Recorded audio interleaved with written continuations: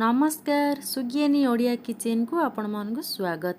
आज आम बनैबा खासी मांस झोल। तो मु केमिति बनाए शेयर करी आपण सहित वीडियो को स्किप न करके देखंतु। 1 किलो मटन को धोईकी रखाई। तो फास्ट आगे आम हलदी ये देदेबा। हाफ चामच हलदी देले 1 चामच लंका गुंड दबा। तापर 1 चामच लुण भी ये ऐड करदबा। मीट मसला 1 चामच देदेबा। 50 ml तेल ये देदेबा। तापर ये खट्टा नथिबा मोटा दही को देबा, जहाँ द्वारा कि आमिषर स्मेल कटिଯିବ और बहुत बढ़िया टेस्ट मध्य आसी ए सब को एबे हमें मिक्स करदबा भल से मटन सहित गोळै नबा। एठी आमी पियाज 400 ग्राम, अदा रसुण लवंग गोलमरीच डालचीन अलैच अनासी फूल रखाई मसला प्रिपेयर पाई।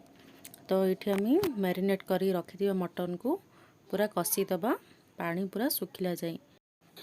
मटन एबे कषी आसिलानी। तो ये ग्राइंड करनबा पियाज सहित गोटा गरम मसला देकी अल्प पानी देदबा, तार फाइन पेस्ट बनै नबा। प्रेशर एबे गरम हो सारानी। तो 150 ml तेल देदेले। तापर 1 चामच चीनी देले। चीनी रे कलर आसिला परे तेजपत्र दबा, जीरा 1 स्पून दबा। ये आम रखिथिबा गरम मसला को भी गोटा गरम मसला को भी देदेबा, ता सहित पियाज को भी देदेबे, भल से फ्राए करेंगे। ये आम हलदी देदेबा, लंका गुंड दबा, आगु मटन रे भी देइथिले तो देखिए ये देबे। तो भल से ब्राउन कलर हैला जाए भाजबे। पियाज ये ब्राउन कलर हो गलानी। ग्राइंड करथिबा मसला को ये आम भी देदेबा। पूरा मसला पियाज सहित भल से कषिबे।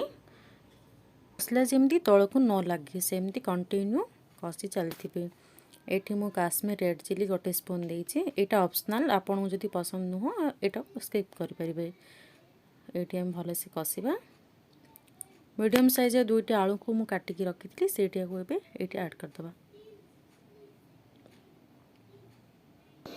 मटन सब बेले आलू देला टाइम रे आलूर चोपा काढ़बेनी, सेमती ही कट करी पकेबे। एबे आमे कषि थिबा मटन को भी सेथिरे एबे देदेबा।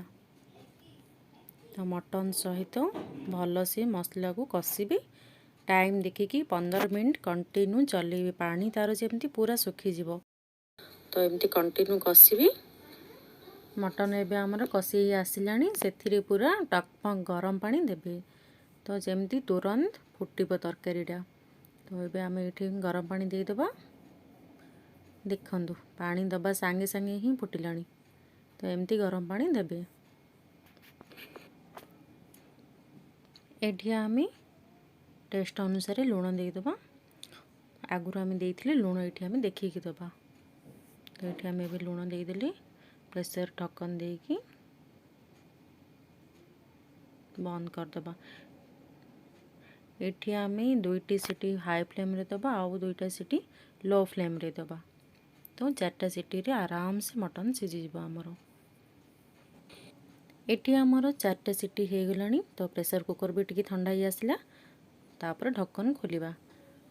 वाओ, देखुछन तेल भी कितनी सुंदर ऊपर उठी, बहुत सुंदर बनी जी।